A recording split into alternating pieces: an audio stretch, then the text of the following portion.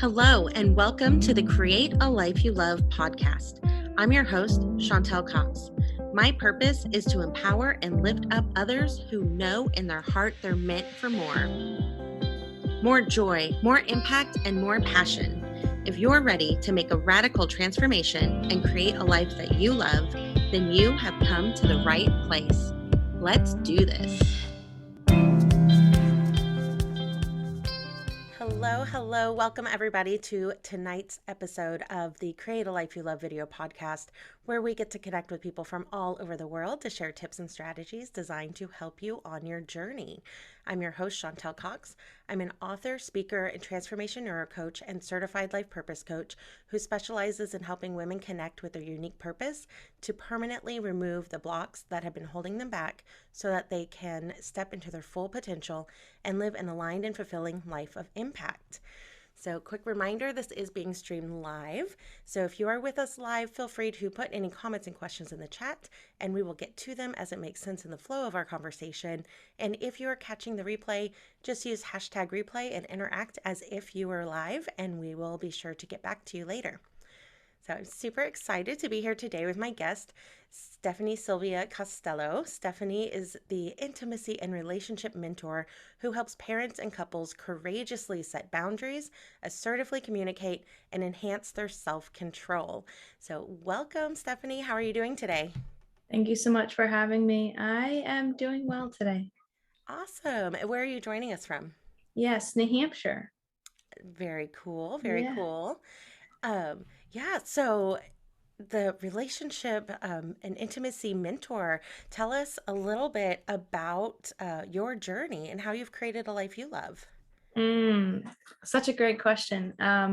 My journey started 13 years ago when I decided that I was going to go to school to be a cop, and I did my internship, and I was like, no, actually, that job's not for me. And then I moved into my next degree, human services, my next degree, psychology, now my next degree, master's in marriage and family therapy.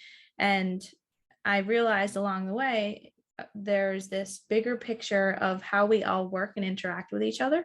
And so 13 years ago, I just kind of set one foot in front of the other of trying to figure out what is that thing that we all have in our lives as humans. And it's really not one thing. It's the system that we each desire or participate in or have been taught in so many ways. That's awesome. And so you've just really navigated some different things as you've grown and evolved. So has your vision for your future. And what is it about marriage and family therapy that spoke to you? Yeah, such a good question. So the other option was clinical counseling or individual counseling. And when I was interviewing for the school and I was telling them about how I am, they're like, you're a systemic thinker. And I was like, tell me what that means. And so when I started to realize that I take such a 10 layers deep kind of view and perspective of what's happening, when we're talking with each other, it's not just some people just look face value, where I'm like, wait a minute, this is coming from that and that's coming from this, and just kind of taking a look at the system as a whole. So something that I share with people often is you can't Google Chantel's emotional operating system, right? And so you can Google your operating system for your car probably, but not for your own emotional, and so we need to learn how to build that determination and that resiliency and build it for ourselves. There's really no book or anything you can have a black and white, plan around what your emotional operating system is. So that's kind of my approach. Very cool. Thanks. Yeah, I wouldn't Google Chantel's operating system. Who knows what would show up? No. Yeah. Yeah. Sounds terrifying. No. Yeah. It genuine. Sometimes it is, maybe not Googling it, but figuring out and kind of pulling the pieces apart and looking at it. And this bolt needs to be replaced with that. And, and kind of taking apart the car and putting it back together sometimes can be really scary. Absolutely. So I love the title of our talk together, the Yeah. navigating those challenging conversations. I know as a attempting recovering people pleaser, like challenging Mhm. conversations can be so hard because of a variety of reasons. Mm. But it really brings up a lot of anxiety for me, and I'm sure some of our listeners. And so, kind of talk to us a little bit about what are your tips to help people create a life they love and navigate these conversations. Yes. Thank you for sharing your vulnerability. I significantly appreciate that. I know that sometimes it can be a little nerve wracking of like, oh, I'm about to share this.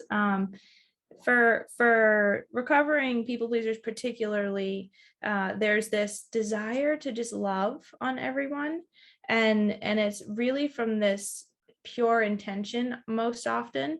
And so when we're sitting there thinking about how we want to interact with others, usually we take it again 10 layers deep. I'm also a recovering rescuer, so I'm like, okay, I see all the things systemically, and now I know that 10th layer, this is what I can do to impact that, to make the rest of the system work better. And that over giving sometimes is what's detrimental to our ability to process and participate in relationships. And so setting boundaries is really important for ourselves, taking it, not trying to make things happen as rapidly as we can make them happen for others, right, in relationships, and just kind of one step at a time, like taking it day by day, and meeting them where they're able to meet you, like give them the opportunity to say what they want or what they're looking for, what they desire, and then kind of, okay, I'll meet you there, instead of meeting where you might want to be met as well. And it's kind of this teeter totter that happens, and once you get in the flow of that teeter totter with the right people, that mutual respect sort of happens naturally. It's just important to set boundaries up front around where you're willing to teeter totter and where you're not. Um, yeah. And then, so what I would say is the three tips I would give, it seems very simple when you hear it. And it's like, well, I knew that. Hearing the tips is one thing. Putting them into practice, a whole different ballgame. Because when we're taught to communicate a certain way, and most from our childhood and life and socialization and all the things, we tend to skip over certain things. And so validation, intention, and action. If we are about to encounter really any conversation, but particularly challenging ones or ones we feel are going to be challenging, if we start with an intention, and then we go to what our or start with a validation, excuse me, and then go to what our intention is, and then, this is what I'd like to do, typically the conversation de-escalates itself pretty quickly. I really like that. Before you even start the conversation, having an intention. And then Mm. I think that would really help you kind of frame things in a perspective of what's the result that I want from this? Like, what's the resolution? Um, Instead of just coming at it with all your emotions, right? Like Yes. I shared before that, if you already start the conversation and you've got anxiety and you're worried about what am I going to say and what are they going to think, and it's all very centered around you, and you're not Mm. looking at what is the compromises and what's their needs in this situation. um, that's, I think, where it could really escalate. So I love that you use that word de-escalate there. Yeah. Mm. Thank you. And the only thing I would add to that is knowing where your line is, meaning your line in the sand. Where are you not willing to negotiate? Where are you not willing to move your boundaries, and where you're expected to be met? And again, people pleasers were often like, just whatever, right? Like, just let's just love on each other. And that, as well as that is, and the intention behind that is so pure. It's just sometimes when we are too lovey, people rely on that love to operate for themselves, and that's where we get into that pickle. Yeah.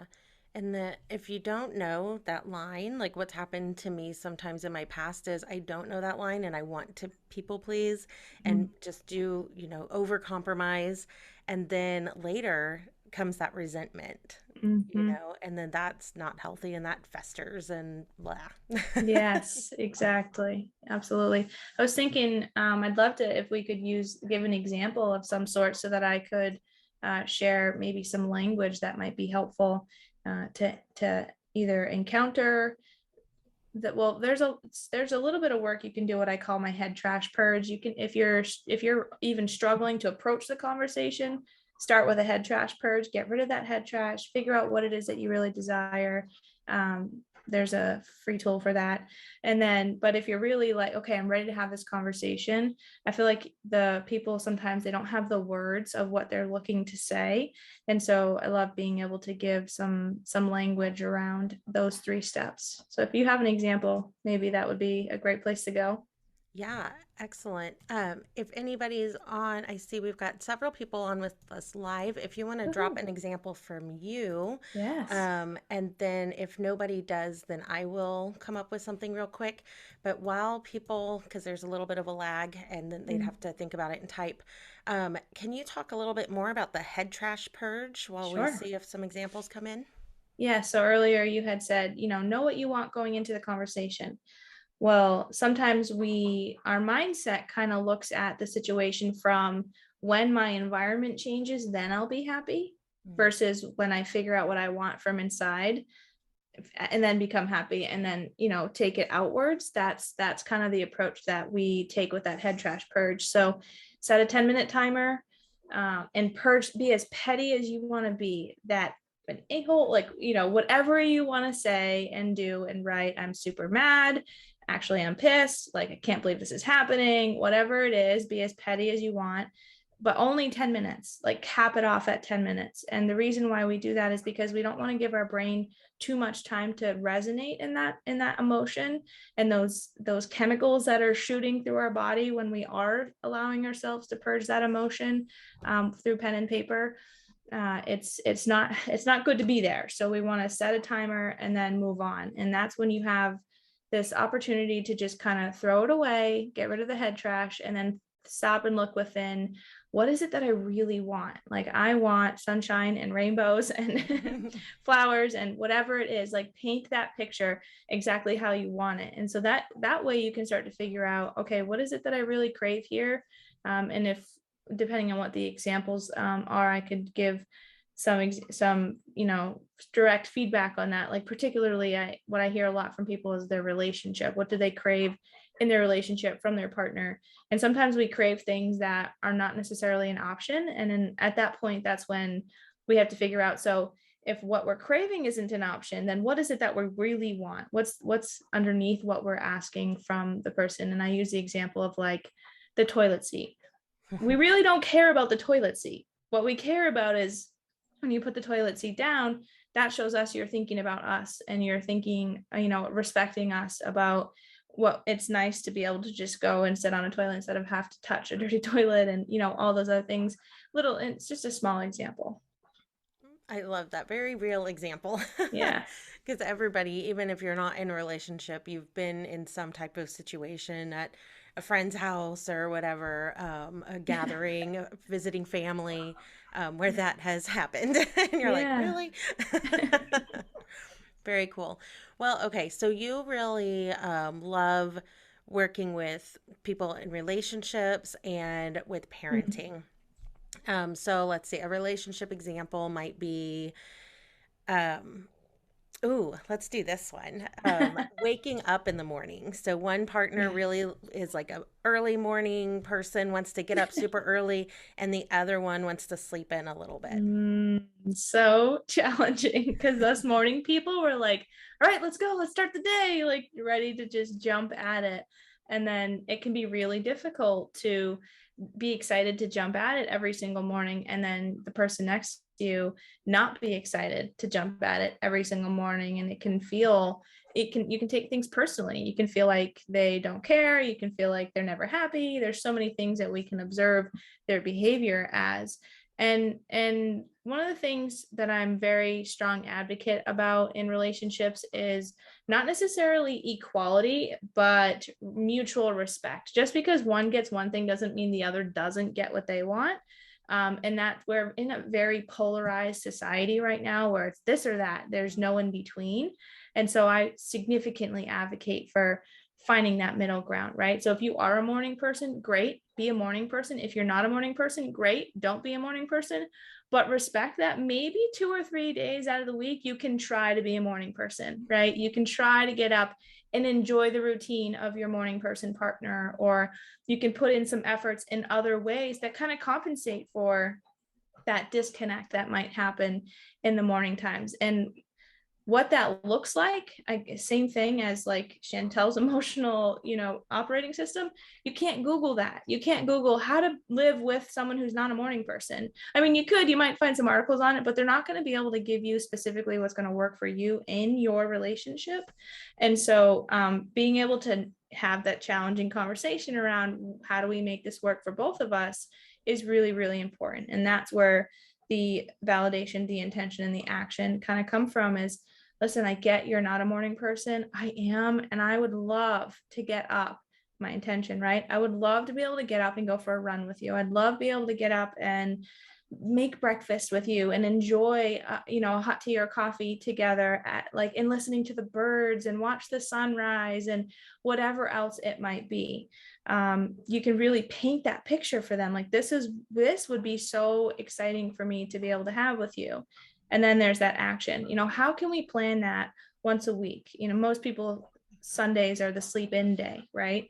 Well, for me, if Sunday's the sleep in day for everybody else, I want to get up because that means that most of the world is sleeping and I get my piece of being a morning person. And so some days I like when the garden's ready and I'm out there before the sun is up hitting, watering, and I just love it. And my kids, sometimes they come waddling out barely, awake, and they're so excited to see the garden and pick the fresh veggies. That's a really exciting family moment for me. And so thankfully my husband has grown to enjoy mornings sometimes. And so I have the opportunity to have that family thing that's been natural. I haven't had to have that conversation. But if you do, making sure what you're explaining is what is most meaningful to you. Yeah. Awesome. Um, so that is an example from I just got to spend 20 hours in a car with my dad, and a Okay. book I read recently was about chronotypes and like people's sleep patterns. And he is very Mm, much a lion, as it sounds like you are. And so very much morning person and get up and conquer the day. And my mom and I are bears. okay. We like to hibernate a little bit. Yeah. And so they've never had a conversation about it or anything, but I'm not really in a relationship per se. So I'm like, I don't know. What would a relationship conversation need to be? Well, and even the one with your dad is important, right? Because being a kiddo with a dad who loves morning time and you don't, right? That can create some disconnect sometimes too. And maybe, I don't know if you have a sibling, but maybe if you did or don't, or if you did or do, that sibling is a morning person. So morning person to morning person, they usually have this really deep bond, right? And because of just because of their natural way of being and how they are themselves. And so that can sometimes create some jealousy of, I want that connection but I hate morning time. So how to still have the basically the way the quote that I often use, and I should figure out who said it, I don't know the author: pain is inevitable, suffering is an option, Mm, right? So sometimes getting up in the morning is kind of painful in the sense of like excitement for yourself and emotionally, but you don't have to suffer through it, right? There's ways to really learn how to enjoy those things that we kind of don't like and want to enjoy them for how we're capable of enjoying them, versus like, I don't like it so I'm never going to do that. That is very um, unhealthily selfish, right? Versus healthily selfish of like, yeah, no, I'm gonna have my mornings where I sleep in, but I'm also willing to compromise with you. yeah, awesome. Yeah, Very cool. thanks.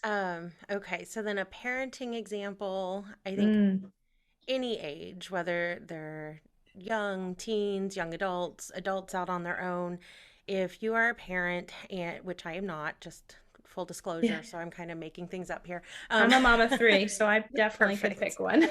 Yeah. um, but you see your children doing something like maybe hanging out with friends that you know from your perspective and your worldly wisdom, it's not a good choice. They're just starting to go down a path that you're like, okay, kiddo. but then you know that kid might have some resistance when you have the conversation. So how might you navigate that? Yeah, that's such a good question. I actually haven't, well, I sort of have gotten to that place. My kiddo is also my oldest, she's very much I wouldn't say people pleaser because she likes to pave her own path as well. But she definitely cares a deep amount for people and rule following. And, it's certain she's very structured. So things are a certain way. And so when someone is not doing what she knows they should be doing, it is really hard for her to kind of hold back and not try to be the parent, not try to be the corrector in the situation. And so there's also this dual dynamic for her where if there is a kiddo that is not doing what she wants, she cares so much about them, but she knows I shouldn't do what they're doing because I don't want to get in trouble, but I really want to be their friend. I really want to hang out with them. And so there's this like tug and pull inside of her. It's really interesting to observe her communicate about it and experience it because she wants to be happy, but she's also really sad and doesn't know how to deal with those polarizing feelings. And so for her, and to really answer your question around like as a parent, how do I have this conversation without passing my bias opinions onto my child around this other kiddo who behaviorally is really not a very kind kiddo sometimes, right? And so like she's come home with bruises and Goodness. yes, so sometimes not very kind. And she still continues like we're friends now, and I'm like that is so exciting. Right, this attempt to have this big genuine smile on my face. And so we often talk a lot about the word weird. She said it today in the grocery store and I was like, oh I was like, some people don't know the word weird like we do. And so I try to talk to her about, instead of like shoulds and coulds and can'ts and woulds and right, all those words, those are not helpful words. They're very empty words. They just tell us what to do instead of how to figure it out ourselves. And so for us, the word weird is like this cool thing. I'm like, you're so weird. She's like, weird's not a bad thing, mom, because I've taught her to say that. She's like, I'm like, yeah, I know, kid, like we're weird and it's super cool to be weird. So there's this kid, I forget what this kiddo was doing. She was being silly at the grocery store tonight, this other kiddo. And my daughter goes, she's weird. I'm like, like, yes, she's really cool. She's like, mom, weird is cool, right? I'm like, yeah, but not everybody, knows that like we do. And so I had to explain to her that piece tonight. But so when there's kiddos that are not necessarily doing things the way we might have philosophies as parents, we have to figure out what is really our philosophy in this situation. And my philosophy is to be kind and to be gentle, and don't treat them like they're treating you because you're just stooping to their level. You're just not reciprocating, continuing the pattern. And so sometimes she'll talk about someone saying something mean to her, and then I'll put myself in that situation as the example sometimes. And so I'll say to her, well, she said this. And I said, okay, what if she said your mom is stupid? What would you say? And she's like, oh, and she's, you're not stupid. She got so defensive. And I was like, oh, that felt good. Thanks, kid. But in that moment, I was like, mommy, I know I'm not stupid. You know I'm not stupid. Right. And she's like, yeah. I was like, so don't give them any like not effort, but don't give them any attention towards their nasty comment, right? Because if you know it's nasty, that's kind of the words that we use in our home. And that it's not appropriate, then just say okay, or maybe, right? Or that's interesting. I think your mom is really smart, right? And just kind of counteracting it, because the more we put the fire out, the more we help them learn how to do that themselves. And so same thing when they're hanging out with kids, kind of asking them questions and being curious, right? So tell me, what is it like? How do you feel when they're doing X, Y, and Z? What does that look like for you? Do you really enjoy it? If you don't enjoy it, what can you do about it? And how do you have power and choice in the matter that's my other value. I love that you not only like have so much awareness of your own values and that you want to pass Mm. those along to your kids, but you're also aware that you have biases. And so you want to be very conscientious about how those are presented so that your kids can, you know, make their own opinions of certain things in the world. Mm. And that's really is the piece when you ask the question as the parent before you go into that conversation, ask yourself, right? Like, what is my opinion of the situation and what am I trying to get across here? Because I could get across what I want if I really wanted to, being the person in the, the authoritative figure. Uh, and is that going to be really helpful in the long run? And we can even take it away from like hanging out with bad people, and or not bad people, but people who are struggling, whatever it might be, and put it on like sports, right? If you're trying to shove sports down your kiddos, desires, that's your desire, that's not their desire. Just because they are your child doesn't mean you get to tell them exactly how to live their life. So we want to give them that freedom of choice. Very cool. Thanks. Yeah. Um, Taking a look over at the chat, I see lots of like thumbs up going. Oh, So cool. thanks everyone for the interactions. If you have questions or comments or examples that you want Stephanie to walk through, just go ahead and drop them in the chat and we will incorporate those. Um, and so, Stephanie, since you are a parent and you are married, and this is what you do for a living, you're actively helping other people Mm. navigate these conversations. What are some common situations or maybe some overall general tips that would be helpful for the audience? Oh, yes. Okay. So common situations, especially with couples who are parents together, there's often this dynamic of, really the words to use is like these socialized dynamics, right? So men are socialized to be one way, women are socialized to be other ways, and it's even in ways that are super subconscious and that we just naturally do without realizing it. For example, why is it inappropriate to talk to the person in the bathroom stall next to you in a public bathroom? There's no rule book that says we're not allowed to talk in the bathroom. There's no rule book that says talking on the phone is rude in the bathroom. It's just something that we don't do. And because we've watched people for generation and generations. And so that's what's called intergenerational patterns. And so oftentimes when I'm dealing with couples and parents, typically there's this imbalance of choice and power in the relationship in various ways. And it goes both ways. It's not just your stereotypical male is, more power than your female.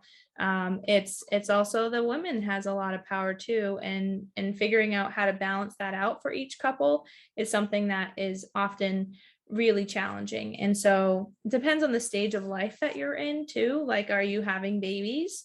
Right? Because at that point, there's, who's packing the diaper bag, who's taking care of naps. If one person wasn't there, would the other person be able to pick up where they left off? Right? Or is there one parent who has more choice in how the children are being cared for at that stage of life? And then if you move into like teenage years, which parent, is there one parent who or let's switch to couples. Is there one couple who's doing more of the housework and another couple who's doing more, or the other partner doing more of the extracurricular activities, or one's doing more of the spending than the other, or whatever, those imbalances. It's important that when those imbalances are not agreed upon, because sometimes it's, I don't want to touch the finances. Like, if you like it, have at it. Great. I'm grateful for your strength. Right. We want to be able to exercise each other's strengths, but we also want to be careful not to take advantage of them as well. So yeah, it depends on where you are in life and how you're exercising your choice. Awesome. So I know that is a big one, the money Yeah. topic. Yeah. So I'm a big Dave Ramsey person. Yeah. And so he says everybody's either, I know one's the nerd, the very like uptight, like money conscious, not the spender. And then the other is, it might just be spender. I can't Mm, really remember. It's been a while since I've taken that class, which I've taken multiple times. So you would think yeah. I'd be debt free and a millionaire by now. Um, but So if you have every relationship has that dynamic. One is going Hmm. to be more of a spender and one's more of a saver. Um, but when it's extreme opposites, any advice of how to navigate that? Yes, that's such a great question. It's a journey. There's no destination that we're getting to in anything in life, right? So the journey is never all of a sudden be like, yep, we did it. We're done. We never have to look at that again. And so in finances, there's that if there's a polar opposite and it's significantly a struggle, it's important to put uh, appropriate time and how to deal with that. Don't just leave it on the back burner. Again, that's the whole challenging conversation piece. If we feel it's going to be a challenging conversation, we're going to try to avoid it as much as we can, even subconsciously. And that is sometimes shelving it intentionally, mentally shelving it, I should say.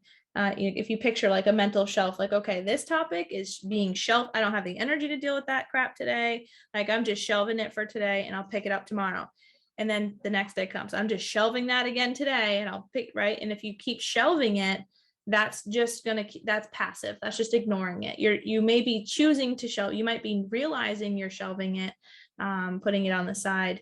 But if you're doing it consistently where you know you're doing it, then you're intentionally choosing to avoid it. And that's where it becomes a problem. And so when there are very specific things, if it's not finances, awesome. If finances are not a struggle in your relationship, but there is one where you're just polar opposite, it's important to put the time and energy into that as much as you can in a very loving way so that both of you can live comfortably in that area of your life.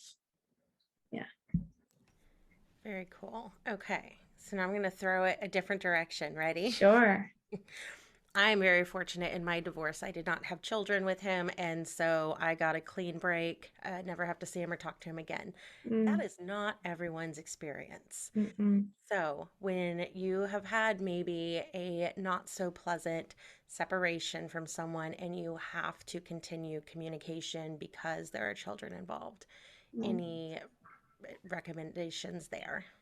Lots of self-love. If you're the one that's struggling with the communication, and if there's some dysfunction in the communication, lots and lots and lots of self-love. Giving yourself the time and the patience and recognizing that sometimes we can be triggered by things. And so there's a difference between what somebody's intentionally doing and what we're being triggered by. So kind of figure out like if they say something, their intention might be something different than how we receive it. And so Brene Brown talks about oh, what is it? I want to say it's generosity is braving. Yeah, generosity. Her acronym is braving.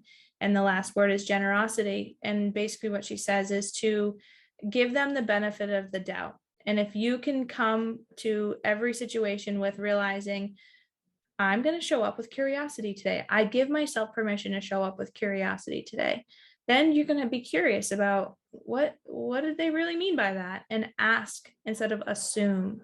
Don't assume and don't take things personally, and that figuring out how to exercise those effectively is really powerful. That's where you can exercise your power and choice very strategically, and it's when you succeed at it, you feel the difference in yourself. When you show up with curiosity and you don't take things personally and you don't make assumptions, it's like, oh, that was great. That was not nearly as painful as it usually is. Now, sometimes you might be an emotionally challenged day, whether it's, I don't know, time of month, transition at work, something challenging else is happening, and you know that you're not able to show up with the same energy that you want to. Self-love, give yourself some patience. You are human and you're going to make mistakes, and if you have a tough day, that doesn't mean that you're this awful person and you don't belong in the world. That's one of the biggest things. We tend to beat ourselves up, and so one of the things I love to say to that is your superpowers are freaking awesome and the world deserves to know what they are, and what, being able to exercise those superpowers is a gift that we all have. Oh, I love that. Yes, step into Yes. those superpowers for Yeah. sure. Yeah. Oh, I love that you shared about not taking things personally. Mm. Anything there, any way to expand on that? Because I think that's it's probably a pretty big struggle for most of us.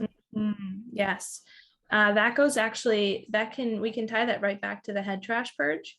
The head trash purge is when we're purging the trash, there's often a lot of thoughts in there where we're giving ourselves the opportunity to be petty instead of try to fight that pettiness. And we know it's kicking around up there, and we're so embarrassed that it's kicking around, or we're frustrated that it's kicking around, and we're struggling with that. If we can purge that pettiness and that negativity and those emotions, then we're able to let go of what we're taking personally and really get clear on what we want out of the situation. And that's where we're able to stop taking things personally and start figuring out like what really needs to happen in this situation. And by no means is this evolution, I don't want to say it like this is the easiest thing in the world, right? Even I practice this almost every day, and I still sometimes struggle with certain situations in my own personal life, right? So it's not going to be easy every day, all day. It's the days that you get up and you practice it, even when it is the hardest. It's the same thing as going to the gym and starting a new workout, and it's freaking hard, right? And we're struggling, and we're committing to the workout. Same thing, your emotional, again, your determination, your resilience skills. When you exercise those in the hardest moments, the moments where it's not hard get that much easier each time. Yeah. Interesting.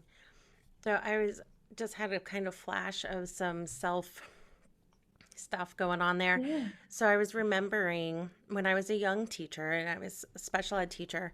And so I'm supervising paraprofessionals who more than likely are older than me, like old enough Mm, to be my parents, and have been in that classroom and doing that role much longer than me. So they have more experience, more world and classroom experience, and they're older. And so me coming in as like a 22-year-old and I'm their yeah. supervisor, and maybe they're not performing up to where I would like them to be, right? And we had Mm, to evaluate them. Like, how awful is that to ask a 22-year-old to evaluate their parents? Um, Thankful for good mentors who helped me through that. yeah. But I was so freaked out about some conversations that I had to have because I just wanted to go in there and just gush on how amazing they were doing and how I could not survive without them. And Mm, 99.9% of the case, that's what I got to do. But occasionally there was someone who just couldn't get to work on time mm, or, was just really speaking kind of negatively to the kids. And I'm like, yeah, not okay. mm, Maybe something that just they needed some feedback. They needed to know the expectation in order to meet it, right? If you don't know that it's an expectation, how do you meet it? So I needed to communicate that. And it would cause mm, me so much stress and turmoil coming into that. And I was able to eventually reframe it to be like, if I don't address this, how are my students impacted? Well, I'm yes. not okay with that. So, therefore, this conversation, it just took on a whole different thing. Like when it became about get over my own insecurities because I'm advocating for my students versus me as this young person and all this like imposter syndrome stuff coming in Yes. to talk to this older person and tell them something that they could be like, please, Yeah, like, get right. out of my face, little girl, right? Yes. So I would actually challenge that just a little bit in the sense of imposter syndrome. Maybe a little bit if that's what you felt it was, but I would even add more to the, not challenge it, but add more that we are taught to respect our elders. Mm, uh and my whole thing of as a kid is like, yeah, I'll respect you if you're gonna respect me back.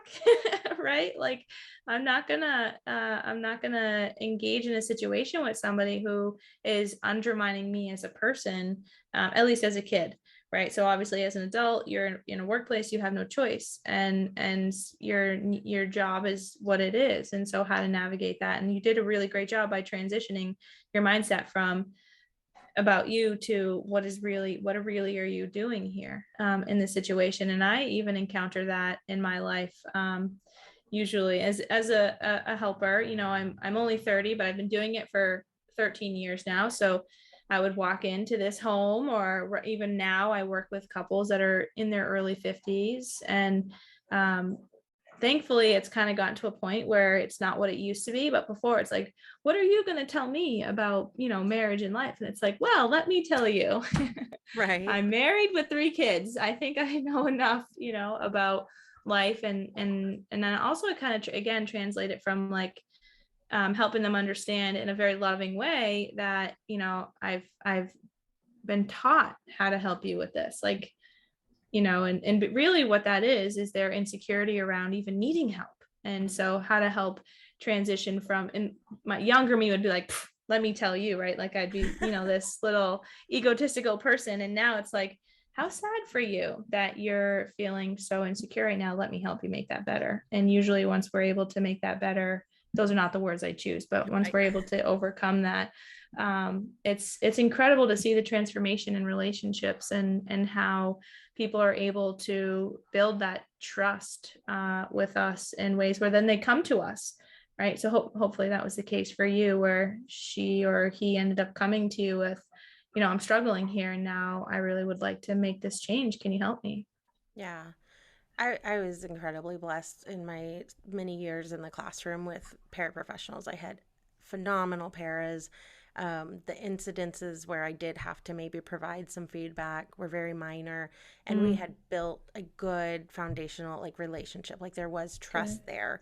Mm, So I believe I perceived that they knew my intent was good, and I was yeah. able to come at it with a hey, clock and time is this. And when Mm, you aren't here, here's what happens. And I had to send X amount of staff to the hospital because they got the crap kicked out of them because your kid wasn't supervised because you couldn't mm, make it to work on time. So let's work together to mm. figure out how you're going to get here on time. like, Yeah, yeah. and then, yeah. So it was just able to Reframe it. yeah, reframe it and be a productive conversation, not just Yeah. me being like, get here at work on time or Right. else. Like, because Yes. that's not productive. Fear. So the difference between those two conversations is, your boss motivates you by saying, do your job or you're going to get fired. And that's playing off of your fear of, I'm going to take your paycheck away and you're not going to be able to eat if you don't do your job, versus how do we inspire people? How do we ignite that fire in them to want to do things differently, and want to engage in a way that, hey, we get life. Your life is important. We understand XYZ challenge at home, right? Um, how can we make this so this can all work seamlessly together? Yeah. Yeah.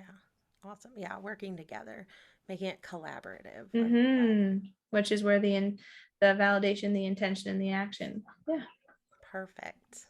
This has been so good. it has. As we kind of start wrapping up, any other tips or anything that you want to make sure we get in for our audience tonight? Yes. The only thing I would add is courage. Have courage and be kind. That is a quote from a 2015 Cinderella movie. Oh, Have courage and be kind.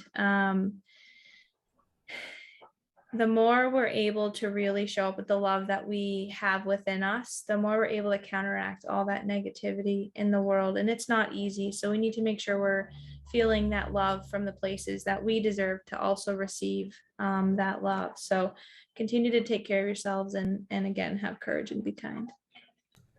I love that. Uh, Thanks. courage and be kind. Now I want to go watch Yeah. Cinderella. That's awesome. Okay, so I love to ask all of my guests if they have any daily non negotiables. That's right. I forgot about that question. Daily non-negotiable. I'm very big on non-negotiable, so I have several. So I'm trying to think of like what would be the most effective one. Um, my daily non-negotiable is definitely, I wouldn't say daily because it's not an activity that I can do daily, but a weekly non-negotiable for me is I have to be in the mountains. Usually for 10 or plus miles. So it's a full day thing. And so that is something that like every week, at least once a week, I spend time in the mountains somewhere. And I live in New Hampshire, so the White Mountains. I'm not in, smaller mountains. I'm in bigger mountains in New Hampshire. And so how does that translate into daily non-negotiables? I think would be really important to touch upon is that's where I get grounded into my soul, right? My soul just comes alive when I'm with nature and the essence of just what it is to be in nature. And so that drives each of the other days to really remind myself to be a part of nature. So like those flowers right there. I picked those from my garden and they look so much prettier inside than they do outside because of the cold. And so being in nature in some way, getting back to the essence of humanity and not trying to worry about all these things that we've just created as humans. Very cool. Yes, getting grounded in Mm. nature. I love that. Yeah. And then all these people that are listening to you live or on a replay or out on the podcast, where can they connect with you at? Yeah, so Facebook, Instagram, YouTube, at the Intimacy Truths podcast, if you're curious about what the truth about intimacy really is. And then if you're wanting a cute little package for that, what we talked about today, you can go to www.safetyinfreedom.com/assertive communication, and you'll get a nice little document that'll explain it further. And if you have any questions, you're welcome to reach out. Awesome. So I did drop that in the main chat here in the Create a Life You Love community, and I will get it in the show notes and replay notes. So wherever you are watching or listening from, we'll get all those links in there. Right now, I have the safetyandfreedom.com available for you. And yes, let's see. So, everyone, thank you so much for joining us tonight. Stephanie, thank you for having this non challenging conversation with me. Thank you for having me. I've definitely enjoyed this kind of like fireside chat. Yeah, I love it. Before we go live, we kind of connect. And so I always tell my people, my guests, such as Stephanie, like, this is really relaxed, this is laid back, like dogs bark, babies cry, it's fine. Yes. So definitely keeping it real over here. Yes. Um, so everyone go connect with Stephanie, get the assertive communication checklist. As she said, it's going to help you kind of just outline everything we talked about in one nice little package, so that you can remind yourself of how you would like to have that assertive communication. And if you got value out of this episode, we just ask that you share the love, share it on your social media, or send it to a friend or loved one that you think would benefit from it. Also, podcast reviews are so very appreciated, and you can do that quickly and easily by going to ratethispodcast.com/Khalil, Calyl, for Create a Life You Love, and we'll get that linked as well. And so, with that, I wish everybody a very happy evening or morning wherever you are in the world. In Kansas and New Hampshire, it's evening. Mm-hmm. So enjoy the journey, everyone. Thank you so much, Stephanie. Thank you for listening to the Create a Life You Love podcast. I would love to hear from you about your biggest takeaways.